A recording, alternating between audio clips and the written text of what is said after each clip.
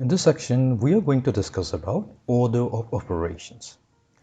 So let's begin by discussing a little bit about operation. So in the math, whenever we are performing an operation, it means we are performing certain kind of actions among numbers. So what we could do is if we are adding 2 to the number 3, so here we are applying an addition operation here. Similarly, we can multiply 2 to 3, or we can divide 3 by 2, or you can even subtract 2 from 3. So these are all different types of operations that have been performed between two numbers. And we do not have to stick to numbers only. We can also apply, as already discussed in the previous lecture, we can also apply these operations among variables. So let's say we have the variable 2x, and that is added to 3 times of y, etc. Now, it's very important here to perform, to follow a certain order to reach a proper answer or to reach a very specific answer. What I mean is that, so let us consider an example. Let's say we have the number 9 minus 6 divided by 3. So what's the answer for this particular expression going to be, or the value of this particular operation going to be? So let's say if we begin by performing the subtraction first, so we have 9 minus 6, so that is going to give us 3, and we have to divide it by 3, so this is going to give us 1. Now there could be another way as well. So what we can do, let's say another students perform the operation in such a way so that instead of subtracting 6 from 9, the student goes by dividing 6 by 3. So 6 divided by 3 is going to give us 2. So that gives us 9 minus 2, which will be equals to 7. Now we're getting to different answer. So it's extremely important here to follow a particular order of operation, which was going to help us get a specific answer to be agreed upon by everyone who is performing this particular operation. Everywhere they are going to get the same answer. So there are a few rules that we are going to use throughout the course. So let me list them out one by one. So whenever we are going to perform any kind of arithmetic operation, so these are the steps that we are going to follow. These steps are going to also work for algebraic expressions as well. So the first step is whenever we are working with an expression inside grouping symbols, and grouping symbols such as parentheses or brackets and braces, then what we do, we always have to perform the operation, whatever it is, addition, subtraction, multiplication or division, that should be performed first. So parentheses could be of 3 different types. So we could have the curly parentheses, or the square parentheses, and the simple curved parentheses. So a given expression might have the parentheses. So the first step would be always to perform the operation within this parentheses. So let's go to step number 2. Now once the first step is performed, then we move on to the next step, and the next step includes working with powers of exponents. So that means we look for things that contains powers such as x squared or 2 cubed or 3 raised to the power of 4, etc. So we look for these powers or exponents, and we evaluate this.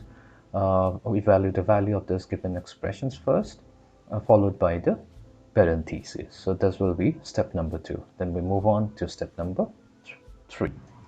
So once step number 2 is complete, then we move on to step number 3.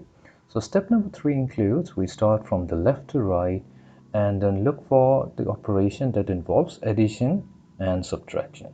So what we're going to do, we're first going to perform addition followed by subtraction. So this will be going to be step number 3, and then we move on to the final step, that will be step number 4. And the final step, which is step number 4, so that includes starting from left to right. What we're going to do, we're going to perform multiplication followed by division. So these are the steps that we're going to follow, and are also known as the order of operation. So to reach at a specific answer. So let's do a few examples, and that is going to help us understand how these particular steps work. So let's work on the first problem. So here in this particular question, we are provided with an arithmetic expression and we need to evaluate its value. So here we can see, so we do not have any parentheses involved here. Also, there are no powers or exponents in the given expression. So that means we can skip step number 1 and step number 2 and straight away move on to step number 3. Now we're to find the value of this given expression. We are going to begin reading from left side to right side. So first we take the two terms. So we have 8 added to 3. So 8 plus 3, so the sum will be 11. Then we write down the rest of the terms the way it is. We have negative 7 plus 6 minus 14 plus 23. Then we move on from left to right. So now we have 11 minus 7. So 11 minus 7, so that is going to give us 4. So we have 4 plus the rest of the terms. So we have 6, negative 14 plus 23. Then reading from left to right, so we have 4 plus 6, so that will be 10 minus the rest of the terms, negative 14 plus 23. Then we have 10 minus 14, so that will be negative 4 plus 23. And finally, we have negative 4 plus 23, or we can say simply it's 23 minus 4, and that is going to give us 19. So this is going to be the value of the given expression when we when we follow the order of operation, moving from left hand side to the right hand side. Let us do another more problem. So here we have the arithmetic expression 6 times 8 divided by 3 times 4 divided by 2. So we're going to follow the steps. So we're going to start from the left hand side and move on towards the right hand side. So beginning we have 6 times 8, so that will give us 48, and we write the remaining terms in the expression as 3 times 4 divided by 2. Now again, beginning from left hand side and moving towards the right hand side, here we have 48 divided by 3. So that is going to be 48 divided by 3 is going to be equals to 16. So now we have 16 times 4 divided by 2. So moving again from left hand side to the right hand side, so we have 16 times 4, so that's going to be 64 whole divided by 2. And finally 64 divided by 2 is going to give us 32. So this is the final answer when we perform using the proper order of operation. So we get 32. Let's move on to the next question. Now in this particular question, we have a arithmetic expression that involves parentheses as well as powers. So what we're going to do, we're going to start with step number 1. So we will first compute the expression that is in between the first parenthesis, which is 4 squared minus 3. So that will be 5 plus, so we have 4 squared, so 4 squared. So what we do inside the parentheses, we first work with the power or the exponent. So 4 squared, so that will be 16. So we'll have 16 minus 3 minus of 5 times 2 divided by 3.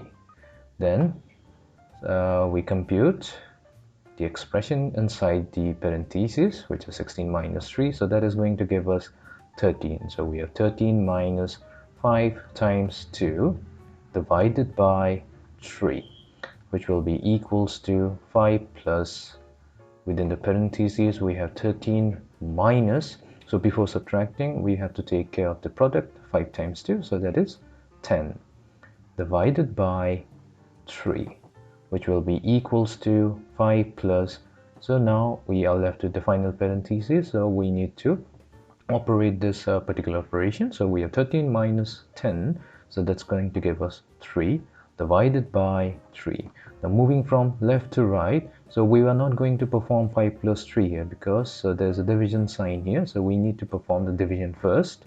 So that is going to give us 5 plus 3 divided by 3. So that's going to be equals to 1. So 5 plus 1 is finally going to give us 6. So 6 is the final answer.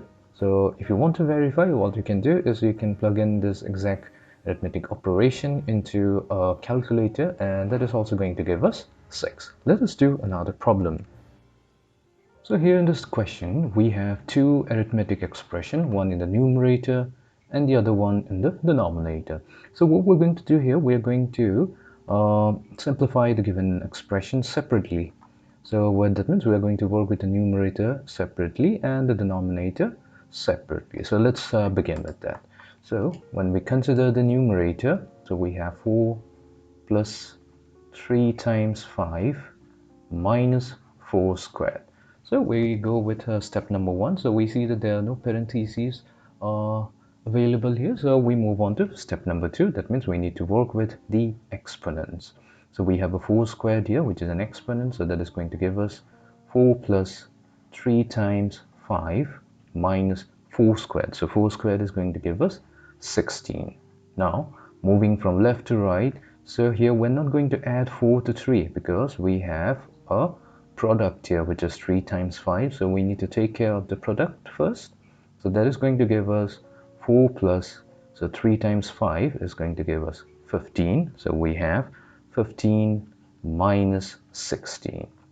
Now we move from left to right because we are left with only the operation which is addition and subtraction. So moving from left to right, so we have 4 plus 15, so that's going to give us 19. So we have 19 minus 16, and finally 19 minus 16 is going to give us 3. So that means the numerator is going to be equals to 3. Now we come to the denominator section. So we have 4 times 2 plus 8 divided by 4. Now since we have parentheses involved here, so we need to first simplify the arithmetic expression within the parentheses. So that's going to give us 4 times, so we have 2 plus 8, so that will be 10. So we have 4 times 10 divided by 4, or simply put, we can rewrite it as 4 multiplied to 10 divided by 4. Now if we recall step number 4, so what we have to do, we have here a product as well as a division. The two operations are involved here, but we always begin with multiplication first, then we move on to the division part. So we have 4 times 10, so 4 times 10 will be equals to 40. So we have 40 divided by 4. So 40 divided by 4 is going to give us 10. So that means the simplified form of the denominator is going to be equals to 10. So finally, so this gives us the value, the numerator of 3 and a denominator of 10. So this is the simplified form of the given arithmetic expression. Let's move on to the next question. So here in this particular question, we are provided with an algebraic expression, which is x raised to the power of 4 minus 3 times y plus 3z squared.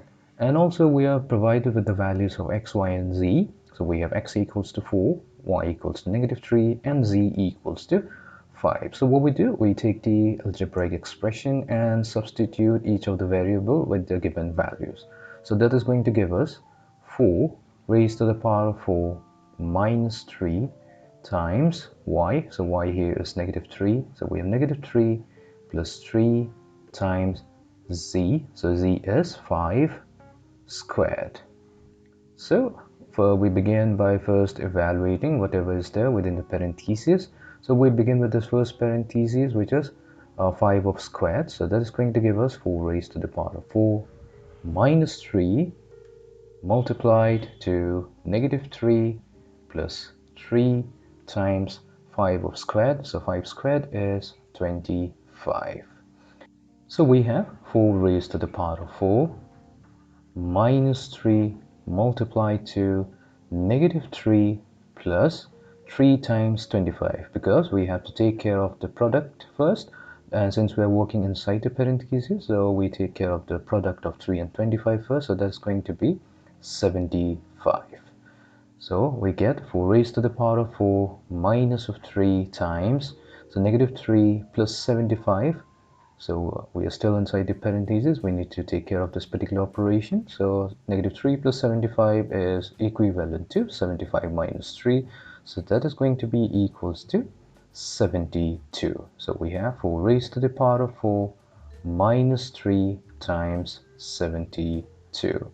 Now we will begin with the power. So we have 4 raised to the power of 4. So that value is equals to, so we have 256 minus of 3 multiplied to 72. So we have 256 minus, so the product of 3 and 72 will be 216. And finally we have 256 minus 216, so the value is going to be equals to 40. So this is the value. So if you want to, you can verify it by substituting, so by plugging in this particular expression into your calculator, and that is also going to give you 40.